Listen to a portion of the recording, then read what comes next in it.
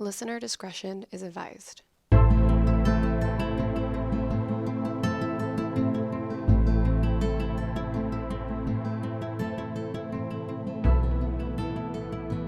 Hey everyone, welcome back to the I Should Totally Be Dead Right Now podcast, where we tell true stories of survivors of true crime, natural disasters, and everything else in between. How's it going, Michelle? Good. Oh my god. So we made delightful. Yeah. What are these called? Cantaloopys? Something like that, yeah. Oh my god. They're a copycat recipe from Epcot. Disney World, if you didn't know. Yeah, thank you. And they're fucking delicious. And turns out I think they're a little strong because I love them. Yeah. I could drink these all day and all night. You just never think of cantaloupe as like a juice. Sorry. As I'm drinking it, the straw is all stuck to me. But Michelle made the cantaloupe juice from fresh cantaloupe. Yeah, so I Vitamixed that shit straight up. Okay. So I Vitamixed it. So I took the seeds out. I peeled it. Well, I cut the peel off because I tried scooping it at first. And I was like, this shit is going to take 6 years. Okay. So I just peeled it, cut the skin off, and then put it in the Vitamix. And then I strained it after that. So we get all the solids out and you get a delightful cantaloupe juice. So it's cantaloupe juice, vodka, 2 parts cantaloupe juice, 1 part vodka, like 3/4 part simple syrup, and some fresh lime juice. Oh my gosh. You are set to go. It is probably my favorite drink so far we've had on this podcast, honestly. I'm going to agree with you. It's too easy to drink. It is. Mine's gone again. It is. I'm going to have to call for a ride. Gotta call an Uber from Caitlin's house. Aw. But it's in China at the Epcot. Yeah. You can get these. Apparently it's not even remotely Chinese, but... Probably not. No, yeah, I didn't. Yeah. I don't care. But that's where it's at in Epcot. So please go try that because it was my favorite there too. Yeah. But some good news from the last episode. Oh yeah! Oh my goodness! I got drum roll. Boop, boop, boop, boop, boop. Sorry. I got engaged. I'm so excited for you. Thank you. I'm super excited. Ooh, so have we obsessively been starting to plan your wedding already? Yes, we have. But it's been super fun. It has been super fun, and it's super exciting, and it's like, it happens. God damn it. His my fiance's grandpa. His grandpa was like, I was afraid he was gonna let you go. Oh my god. I know. Grandpa, we were all scared. I was so scared you were gonna break up at some point or some shit. So sad. It would be sad. Oh no, I'm so glad you guys are engaged. Thank you. And we'll stay together forever. That's right. That's no, I times. think it's good because then we'll be together for 9 years when we get married, which is my favorite lucky number, and I'll be before 30, which was my goal when I was 20. Girl, I just wanted to get married before I was 40. So you're doing great. Thank you. And you did though. I know. Eked it in. Like that's what I'm about. I had 3 months left till I hit 40. Yeah, I'll have a few months left before I turn 30 when we decide to get married. So, it worked out. It did. So, yay. Good job, Nicholas. Yay. All right. I feel like I want to sing something about putting a ring on it, but Okay. I'm going to not. Oh, you're not? No. Maybe later? Probably later. Okay. These Cantaloopys are amazing. I know. Are you ready? Yes. Okay, so this was kind of inspired by Disneyland. Disney World. Sorry. Disney World. Disney Pull it World. together. So, okay. Are you ready? Yes. This story is about Amanda Bostic. It is June 13th, 2018. Okay. So it's kind of recent, 2 years ago. Yeah. So she is 34 years old, and she is a mother of 2 boys, one 11 and one 13. All right. She is from Knott County, Kentucky. All right. So she and some coworkers went out on a little mini vacation. Oh. They went to Florida, and they went to Daytona Beach. Oh. So the boardwalk that they have there. Yeah, all right. So they went to, a little amusement park type thing they have on the boardwalk. Oh, like kind of a Coney Island type situation. Yeah, okay. exactly. So they were enjoying their day, and they decided to go on the Sand Blaster roller coaster. Oh, God. Am I going to not be able to ride fucking roller coasters for the rest of my goddamn life? Is that what's happening, Caitlin? Okay. So let's go enjoy the Sandblaster roller coaster that's going to make Michelle never ride roller coasters. All right. Amanda and her friend got to be in the very first car in the very first 2 seats. Did you ever do that? Like, because there's always a separate line for the front and usually the back also. Sometimes, yeah. Sometimes, I was like, was You're it willing the California? for the wait? Yeah, I guess it depends on how big the line is. Sometimes I'm like, I just want to get on it and go. But it is more fun in the front or the back. So I'm happy either way if it's at the front or back. What about you? I've always heard that the back is faster. I don't know if that's true or not, but that was always my understanding. No, I don't give a shit. I just want to get on that roller coaster as fast as I can. Yeah, same. So they're in the very front car, and it is red with yellow flames on it. Okay. So it's gonna be fast. It's gonna be fast. It's gonna be fun. Maybe. But nothing seemed weird. The seatbelts clicked. The employees came and pulled up on them. Oh, this is upsetting. And then they were off. God, I'm like already sweating a little bit. As the ride started, something didn't feel right to Amanda. Amanda states, "It seemed to be going a lot faster than I felt comfortable with. As we went around the turn, it felt like it wasn't completely attached to the tracks. Oh, God. The car was leaning to the side and into the curve." Sorry. You know what I would have been doing? I would have had my hands up and just screaming. I don't think I would have noticed jack shit.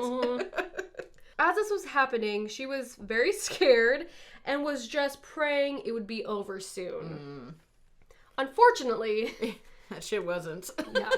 Dun, dun, dun. The car did slip off the tracks.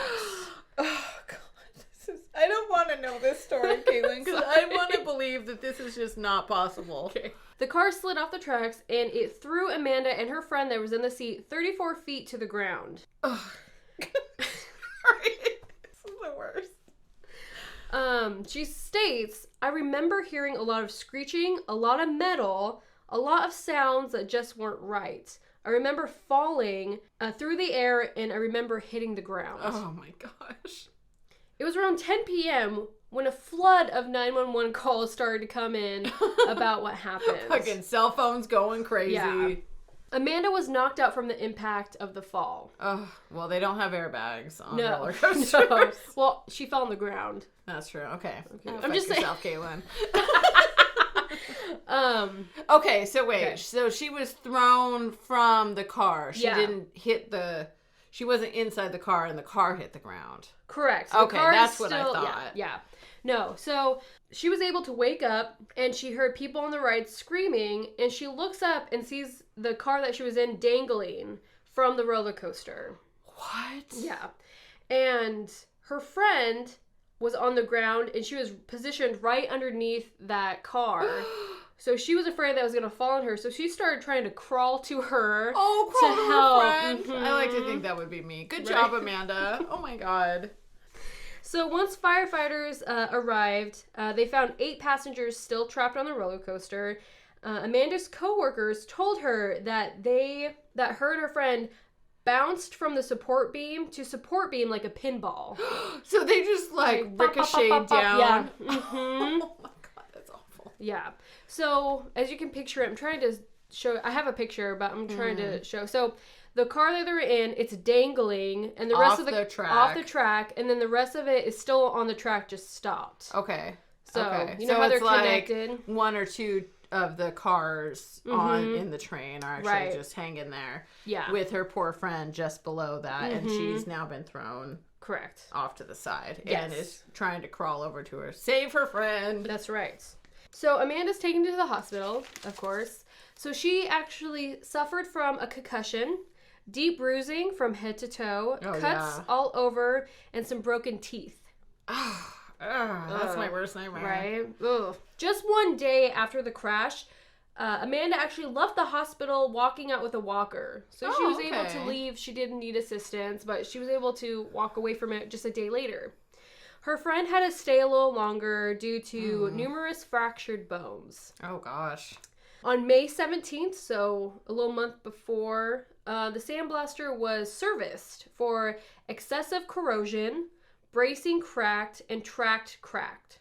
That sounds like the track was cracked. Okay. So okay, yeah. We're all hitting the track crack, you know what I'm saying? The coaster was also examined and serviced the same day it was derailed and passed. Oh, that's So, you're really just not making a case for roller coasters for me ever again. Because I like to think that they're all wildly safe and I bet at Disneyland they are. Save it. Bitches die on there too. I don't want. So Amanda states that something had to be missed. Yeah, I mean, clearly, if it went through all the inspections and then, they derailed. Yeah, so something went wrong. She says, I will never be on a roller coaster. My family will never be on a roller coaster again. Michelle will never be on a roller coaster. Amanda, I'm listening loud and clear. Oh. So actually, 3 people from the incident, including Amanda, sued the company or sued the park, whatever. Okay. Yeah. The third rider being someone who was forced to hang from the ride until rescued. Oh, gosh. So, yeah. So that's the third person. So, of course, the first 2 is going to be one who Amanda and her friend. Yeah. So the attorney, Matt Morgan, started working with world-renowned roller coaster safety experts and other authorities to determine the cause of the accident.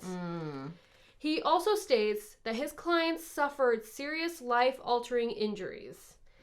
So the restraint actually failed as well. Well, I was going to say, yeah, because they were buckled in and they were clicked in, like Correct. Whatever bar or whatever was across them. Yes, because I was concerned because restraints are meant to keep people in the ride even if there is an accident, which didn't happen. They got thrown. Exactly. Oh, man. My goodness. Sorry. An investigation is now ongoing, and everyone is being investigated from the operators of the roller coaster, the manufacturers, and the owner. So it will be up to the insurance companies of the responsible parties to act in the best interests of the victims.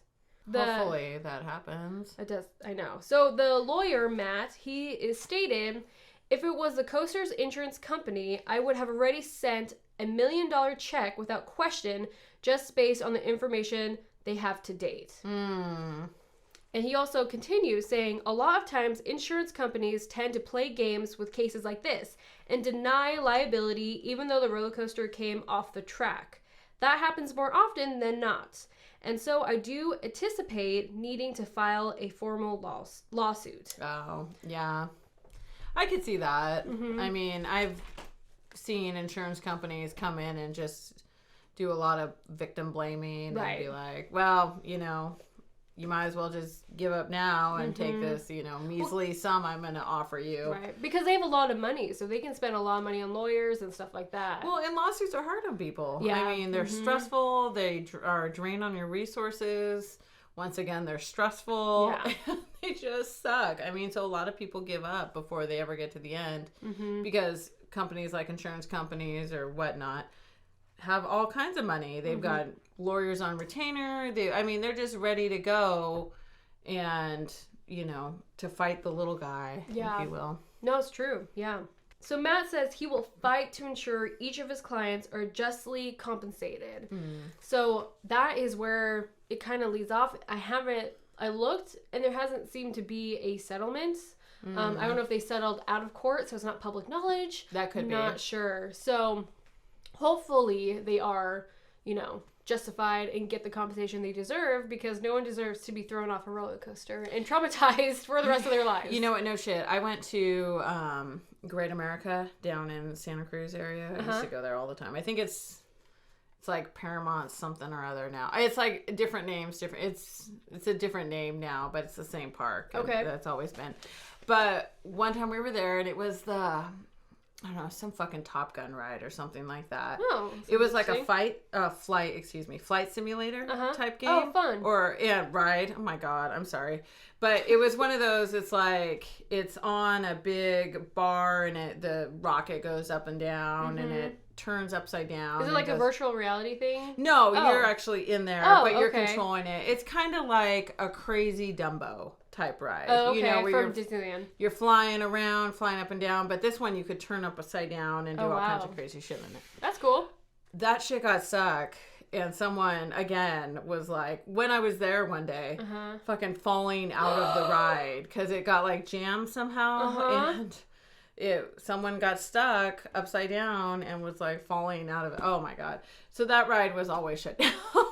I think they eventually took it out. Really? Well, yeah, it makes sense. Because I think it was broke down every single time we went. Really? And that one time it was especially severe. Really? There was someone falling out of it. Oh my gosh. So, you were there, you said? Yeah. No, we were watching the whole thing. Really? Did they ended up being fine. Oh, yeah. Okay, no, good. They had like... Because it sounded like this wasn't the first time, but, you know, people are just chatting when you're on the sidelines, right. You know, who knows what's fact and what's not. But they had stuff to immediately get him down. So he was only up there for maybe 5 minutes. Oh, wow, okay. So it wasn't too long, and they responded quick. But that shit should have never happened in the first place, you know. Yeah. Especially at a big park like that. It's kind of scary. Well, I think the thing with boardwalk, like theme park thing, is the corrosion from the sea salt. Oh, that makes sense. Mm-hmm. I used to go to Santa Cruz all the time. The beach boardwalk there. That was like a family vacation spot. Because it was only, you know, 2-3 hours away. So and my mom had always vacationed there with her aunts and uncles. And so it was just sort of a family thing that we always went down. And yeah, I guess so, because it's right there on the ocean. Mm-hmm. But she survived. She's good. She's still doing well. So I hope you get a shit ton of money. I know, right? All right. Can I just say really quickly, I think this should be like, our show should now be called like Cantaloopy's plus storytelling. We're probably not even saying it right. Yeah, probably not. But I don't even give a shit because this is all I want to drink forever for the rest of my life. We'll just post pictures of different drinks, but actually just be drinking these. Yes. Yes. So, listeners, just know that we're lying to you from now on. All right. So, this also reminded me a little bit about Epcot because it's about a resort. Ooh, so okay. That's all. And this is also about snow, which I thought was sort of especially timely because we just got a shit ton of snow last night. And it was wildly surprising. It was surprising. All right. So this is January 2017. Oh wow! Okay. And we are in Italy's Apennine Mountains. Okay. This story is about. Okay, I apologized already, so I'm gonna apologize again. Giampaolo. Okay. Matroni. Anyway, Giampaolo. I apologize if your name is pronounced completely different. And you're like, bitch, you're the worst. Okay. So. Him and his wife had reservations at this very exclusive hotel. Okay. Hotel Rigo Piano. Sounds fancy. It was. And so it's very much like George Clooney goes there. Oh. You know, a lot of pop stars and a lot of like Italian stars go there. And so it's very exclusive. Mm-hmm. It's isolated in these mountains. And so Giampaolo and his wife Valentina had planned an overnight getaway. Okay. And so, but he was at home and noticed that it was snowing a lot. Okay. And so he called the owner of the hotel and was like, "Hey, should we even go? Right. I mean, it's been snowing. And the owner was like, "No problem. Just pop some chains on your car and you're going to be fine." Okay. In fact, he said, "Tranquillo. It won't be a problem." Okay. You're fucking welcome. They decide to go. Okay. But what the owner did not say is that the hotel was in a situation that was becoming bleaker and bleaker. Oh, shit. They were running out of supplies. The snow was making it hard to get in and out. That town only had one snow plow. Okay. And so it was struggling to keep the roads open. And so things were not as tranquillo as he was saying. But they headed up anyway. And so after 6 hours of fighting, which should have taken them 2 hours to get there. Oh, really? Okay. Because it's only 100 miles away. Oh, wow, Took them 6 hours to get there. And they were fighting a complete whiteout at that point. Oh, that's so scary. Yeah. So, I mean, they were already on the edge. And now they're fighting through all this snow to get to this hopefully amazing hotel. Right. And so they get there and they're just tired and cold and exhausted. Oh, so they made it. So they did make it. Okay. Yes. 6 hours later. Ugh. So they checked in and they went to the thermal pool, which I'm assuming is some sort of hot springs amazing thing that's going on. Is it outside? Yes. Oh, okay. But there's nothing but relentless wind and wet snow coming out on them, down on them. So they were not happy with the situation. So they went inside, decided to make the most of it. They got dressed for dinner. They go to dinner. And the waiter confided to them that he had been stuck there for 6 days already. Oh my gosh. That, you know, pretty much leaving the hotel was almost impossible. And so they were a little bit disheartened. Wait, they were only there for one night, though? Yeah, they were only planning on being there for one night. Would I have canceled? Most likely, yeah, yes. Right. But I'm also a homebody. I tried to cancel on you with an inch of snow. So you sure did. Yeah. So they were a little bit bummed after dinner, but they were like, oh well. Mm-hmm. So the next morning, on Wednesday, they wake up to find their situation much worsened. So they look out and they can't see the cars at all. The cars are completely covered and invisible. Mm-hmm. They can't see anything. The phone and the power lines are out, so there's no power at the hotel. They must have had... Oh my gosh. Yeah, they must have had some generators or something because the staff was able to eke together a meal of croissants, Nutella, and marmalade. So Giampaolo and his wife are like, we're fucking outie. Yeah. This is bullshit. This is not for us. So they try to leave. So they go out to the parking lot and the employees are trying to dig out the cars. Okay. So they, at this point, have dug out about a dozen or so cars. Oh, wow. So they jump in their car with a few of the other guests. And do you know what kind of car they have? I'm assuming it's a kick-ass little Sportster car. I don't know what it is, but you know it's fast. And is it 4-wheel drive, you know? It probably not. I don't know. It probably is. They probably pulled out. Because, I mean, this is a very exclusive hotel. Giampaolo and a few other guests hop in their cars. He's with his wife, and they try to go out to the main road. Uh-huh. But before they get to the main road, they come up to a 6-foot wall of snow. And so he gets out and he climbs it. And he climbs the 6-foot he climbs this giant embankment so he can see what's out there. Oh, okay. And all he sees is snow. So snow everywhere. There's not even a road visible anywhere. Wow. So he's like, well, guys, we're stuck here. Yeah. So they all get back in their cars and they head back to the hotel. Okay. So other couples are leaving too? Or everyone? They tried to leave. Okay. Yeah, there was about a dozen or so people. Mm-hmm. So my understanding was there was about 20 guests and about 20 staff members at the hotel at this point. And I guess that's all. There's no other and. I don't know what the fuck I was even going to say. So they head back to the hotel and they decided to go to the jacuzzi to try to just de-stress because this has been a fucking nightmare from start to end so far. Is the jacuzzi inside now? Yes. So they have a jacuzzi and like something outside. Yeah, like the hot thermal spring. pools I think are hot springs. Okay. That's what I gathered, but who knows. And so the jacuzzi is inside. Okay. So they go in and he like sinks down and all of a sudden it starts to rumble. What? Like the water in the hot tub area starts to rumble. Dinosaurs? And... yeah. Shit! Oh, Caitlin, I love you so much.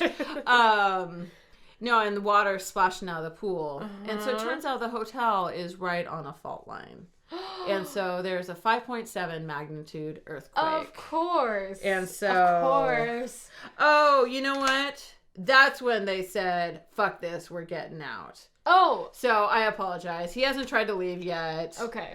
He went to breakfast, said this is the fucking worst breakfast in my life. Uh-huh. Went to the jacuzzi, tried to relax. There was a nightmare earthquake. So he said, fuck it, wifey, get in the car, we're going. We found the block of wall of ice. We're back. Now we're back. Okay. So, sorry. So, as they were in the parking lot, getting the cars freed, there was another earthquake.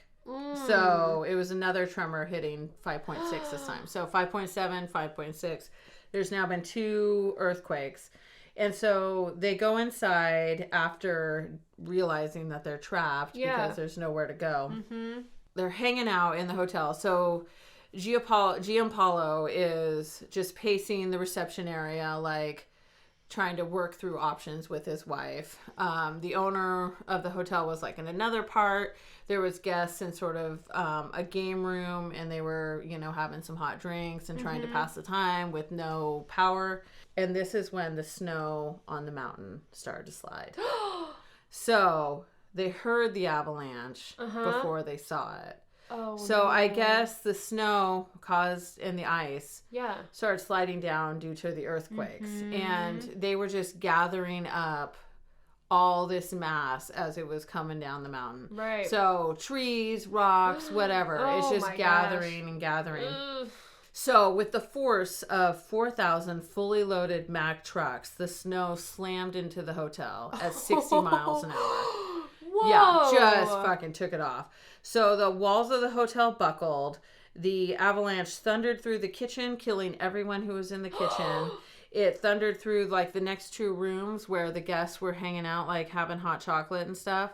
Like just demolished everyone in those rooms. Oh my gosh. The snow, with the weight of all the shit that had picked up along the way, tore the hotel off its foundation. Oh. And it all collapsed into a giant pile of rubble and debris. And debris was thrown like 100 yards away from the hotel. But for the most part, the hotel was kind of intact, collapsing, going down the hill. Wow. So when it came to the stop, those caught inside were buried alive in an icy heap of rocks and rubble. Oh my gosh, that's terrifying. And then all was still and everything was dark. So we're in the middle of the night. The hotel is now... in the middle of the night? Yeah, buried underneath all this shit. Fabio Salzetta. Okay. I apologize, Fabio. He was the resort's caretaker, and he had been working in this small boiler hut about 30 yards away from the main hotel building. Okay. And so he was working away, and then he noticed this like really eerie silence. He was like, that's kind of strange. So he tried to open the door, but snow was completely piled in around this little hut, so he couldn't open the door. And so finally he sort of shimmied a window open and wriggled his way out. And all he could see was this giant, it looked like a rake had just gone down the mountain and just took everything with it. Oh, and he's just like, where the fuck is the hotel? So he's looking around and he doesn't see the hotel anywhere where it should be. And so finally he sees a little corner of the roof of the hotel sticking out of some ice. Whoa. And so he sounds the alarm. Yeah. So he and another guy that he found in the parking lot. So this man had earlier been sent out by his wife to go find some aspirin in the car. Oh. And then this avalanche happened, and he's still in the parking lot, and his whole family is inside. So the parking lot it kind of stopped at the parking lot? Like it went past the parking lot. I see. So it just hit the hotel, and the parking lot sort of stayed intact. I see, okay. So he's wandering around the hotel or the parking lot, sort of disoriented, and Fabio finds him, and he's like, what the fuck happened? And he's like, I don't know what the fuck happened. Yeah. And so they end up getting into the aspirin guy's car. I actually didn't write down his name because I'm a dumb bee. Aspirin guy. But aspirin guy, they hop in his car and they go to try to find cell service. Okay. Because at this point, cell service is spotty. I mean, cell service was spotty in that area anyway, but now it's even more spotty. So finally, after 2 hours of just driving around in that little area, they found a cell service. So they were able to get in touch with help. You don't have the tools to like start looking for people? I don't know. No, everyone is completely buried. Okay. And so we'll get to that. Okay. So they're driving around 2 hours. Just looking for help. So they finally got in touch with the chief of the Region Alpine Rescue Team, Antonio Croqueta. I'm going to say that. Okay. I feel good about it. Antonio's going to give me a call later and be like, oh, God damn it, that's not how you say it at all. And so Antonio, I'm not going to refer to him as Croqueta because God knows what'll happen then. He said, we're coming. And Fabio was like, how long? And he said, 5 to 6 hours. That's so long. It's just because they're in the... middle of pretty much nowhere. Yeah, they're isolated in the mountains. Ugh. So the two men stayed in the car with their headlights on and the heat blasting. Right. Okay, so they were there waiting for help to come. Mm-hmm.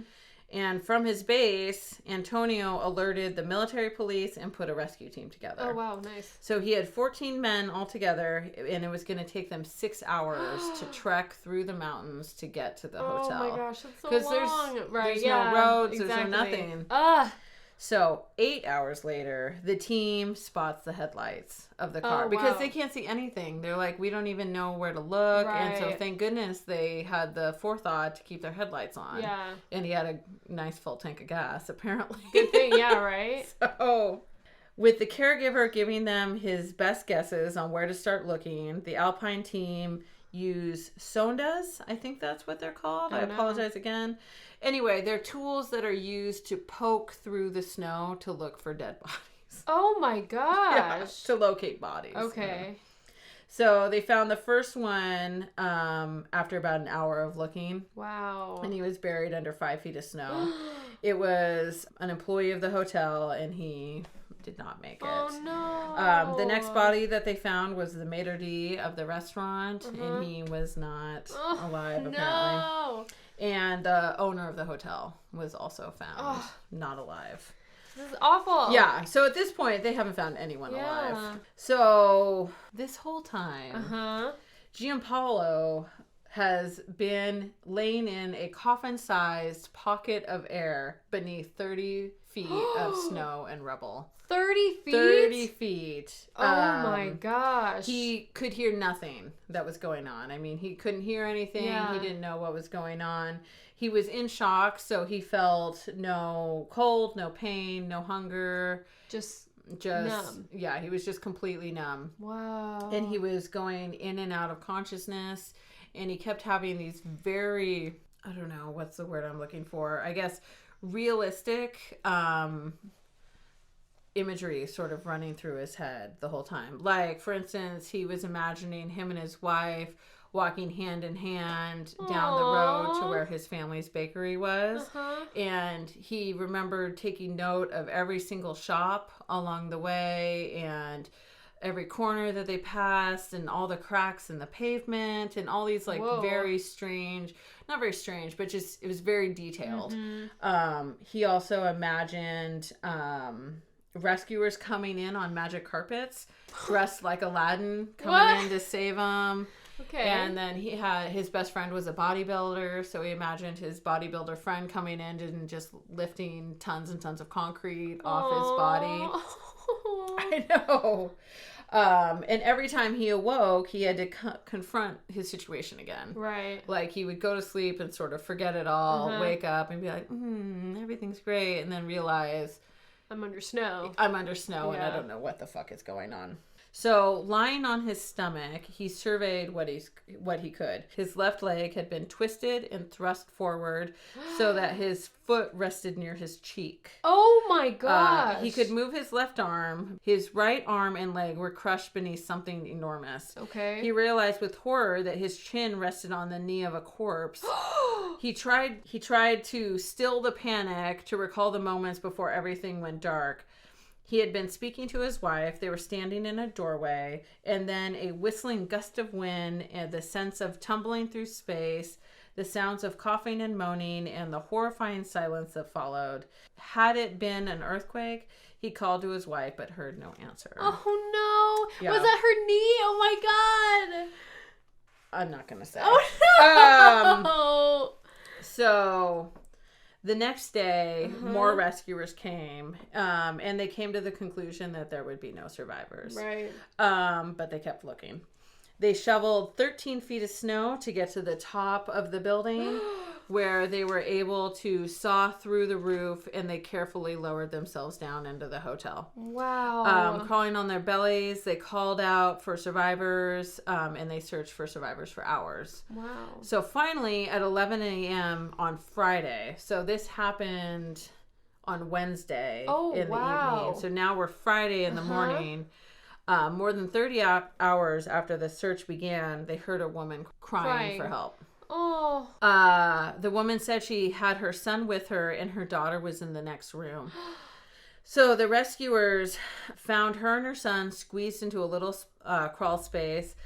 They were both left to safety, and it turns out the aspirin guy, it was his family. Oh, yay! So his wife and son were found safely. Okay. What about his dog? And then so they tunneled through and they found the next room, which was completely intact. And that's where his daughter and 2 other kids were found, and they were led to safety. So wait, that room wasn't crushed in? No. So the room that the daughter was in, and she had 2 other kids with her that I don't think were related. Yeah. They were in that room. Wow. And so they were able to be pulled out and led to safety. So that's super aspirin lucky. guy has all of his family. Oh. So a little silver lining. Yeah. So another squad of rescuers were on sort of another side of the hotel, and they were following a very faint cell phone service. Or a cell phone signal. Interesting. Okay. So they were, they kept on calling and calling, until finally they heard, some faint voices calling for help. And so they found a young couple and another young woman, and they too were pulled to safety. Oh my gosh, yay. So, and they asked, who else is here? And they said, there's a Roman guy. A Roman guy? Further in. And of course that was Giampaolo. Oh, okay. So, on Saturday, January 21st, 55 hours later, they were battling towards yet another very faint cell signal. Okay. And they were digging, but they knew, like, the whole situation was super precarious. Yeah. So, at any point, there could be another earthquake, or their digging could cause the whole thing to collapse. I mean, just the whole thing was wildly dangerous. Right. But they kept on going. So they had a circular saw, and when the blade broke, everything kind of got quiet for a second, and they heard calling. So they heard a voice, and it was Giampaolo. Yeah. So he was fading in and out, and he had a vision of his wife hovering over him as an angel of mercy. Oh my God, I know. Telling him that everything was going to be okay. God. Okay. So I know.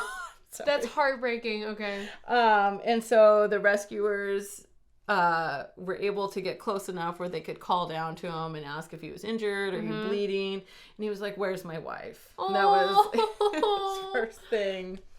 So they lied and said that she had been put into a car because she was cold, and we're gonna get you out now. No. So around 6 a.m, they finally broke through, and rescuers could see how the beams had made a little cocoon for Giampaolo. But the others around him were not as lucky. So in the space with him were 2 women who were killed. So one was under his head, supporting his head, and the other one was curled beneath his left leg. So they had to get a hydraulic jack in there to lift the beams up off of him. And the rescuers were like, "You're a superhero." And as they pulled him out, and he was airlifted to a hospital. And 5 days later, they told him that his wife had not survived. Was she the knee? I think she was one of the ones. They didn't say in it, but I think she was probably one of the ones that was close to him. Right. 11 of the 40 people survived. Wow. So, but that's honestly still, more than I thought would. 29 people were killed. Oh my gosh. Yeah. Let's see. Snow is scary. Yeah, no shit. So, gangrene at this point had burrowed into his right arm, and the nerves of his right ankle were practically destroyed. He had been pulled out. If he had been pulled out even 2 hours later, his arm would have been lost. Wow. But they were able to save his arm. And he says that the angel of his wife never left his side. Oh my God. That is the saddest thing. I know, I'm sorry. But he made it out alive. Yeah. So I know, I'm sorry. That's okay. Good. No, but could you imagine being fucking buried under all that debris? 30 feet under. That's very far. And it was 55 hours after the rescuers had been called. So they had already been buried for a little while by the time even the rescuers had been called. So, I mean, I would think I would want to be in and out of consciousness, like be asleep or for part of it. Thank you, shock. Yeah, right? I mean, the body is crazy. Like, it's like, nope, you're not going to remember this, or nope, you're not going to feel pain, or like, it's crazy. It really is. Yeah. It is. Oh, yeah, thank you, body. I can't even imagine. Body and mind. Oh my gosh. That's like, and how hard would it be not to full out have a panic attack? Right. Like, all the time. Yeah. You wake up and it's like panic attack, and then pass out. Until you pass out. God. Well, even I see videos of people like skiing or snowboarding and like they fall and like they go head first in snow and they can't get out because it's and then you just see their arms like, fucking help me, I can't breathe. There was a book I read when I was like in 6th grade or something like that, and it was a kid who was skiing. He was doing more cross-country skiing and been doing like some light hunting or something like that. So he had a couple of birds in his backpack. Okay.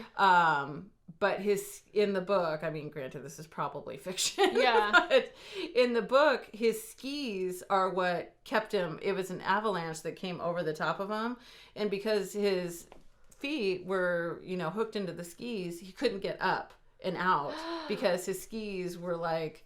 essentially lodged him under the snow, and he had the forethought to really sort of dig out the snow as it was going over the top of him. Right. So he was digging the whole time to sort of create this big air pocket. Wow. And then he created like a straw going up to the fresh air and things. So I mean, in this book, that's probably pure fiction. Right. He did have some good, survival instincts, Still though. It's fucking terrifying. I'm never leaving the house. That's what I'm saying. I was about to say, like, you probably will never go anywhere. I know. Like, this coronavirus is all I needed to just push me over the edge of never leaving the house. Bummer. I'm sorry. That's okay. Well, I can't go on roller coasters, and I can never go to a isolated, exclusive resort now. Yeah. So these were good stories for the Disney World slash apocalypse that's happening. Yeah, exactly. My gosh. Joel's like, you have to tell a snow story because it's perfect. So. Well, yeah, it snowed. Didn't expect that. It snowed a lot. What the fuck? It doesn't snow in Oregon. So yeah, I hope you enjoyed this episode. I hope you will still leave the house unless you're quarantined from the coronavirus. Then please stay home. Please just note that there's probably going to be a lot of wedding talk in the next year. I know. Oh, yeah. That's all I'm going to talk about. It is. I know. It's all we've talked about for like the last 2 weeks. I know. Michelle started her own Pinterest board for me. And thank you, Michelle. I have your whole wedding planned. I can't wait. I've even been like listening for songs. I got a couple of James Blunt songs I'm ready to play by you. So like, fuck you, James Blunt. No, James Blunt's fine. You're like, say it. We're not having any fucking James Blunt at the wedding. I love you, James Blunt. Oh my god. All right. You're beautiful. Okay. So please check out this recipe on our Instagram and Facebook page. Because it's delicious. It's worth it. If you like cantaloupe at all, just do it. Just do it. Like I said, you should at least try it because I've never had a cantaloupe drink before except for at Disney World. So. Or, the alternative is to hit Epcot once it opens again. Go to China, hit the little cart that has these goddamn drinks. Get like 4 and you'll be set to go. Yeah. You'll probably get not as drunk as we are right now. I think ours are stronger. I'm sure Disney World doesn't want people to be sloshed at the park. So. Joke's on them. I am anyway. But if you like this episode, please follow us on Instagram and Facebook, and you can check out our website at ishouldtotallybedeadrightnow. And you can even email us just to say hey. At ishouldtotallybedeadrightnow@gmail.com. But yeah, we have some things I won't say what, but kind of in the works. So in the works. That's kind of exciting. So we may have some special news soon. Yeah, i.e. we would like your money and we want you to give it to us. So we're going to come up with some shit that makes it enticing to give us some fucking money. I mean, you're welcome, Caitlin. I just laid it all out. We're thinking about Patreon. That's the thing. Yeah, that's what we're... Thank you, Michelle, for... I'm not super subtle. So we hope you like this episode. And like I said, we have some announcements coming up hopefully soon. And stay tuned for that. All right, we'll see you next time. Bye. Bye. Ciao.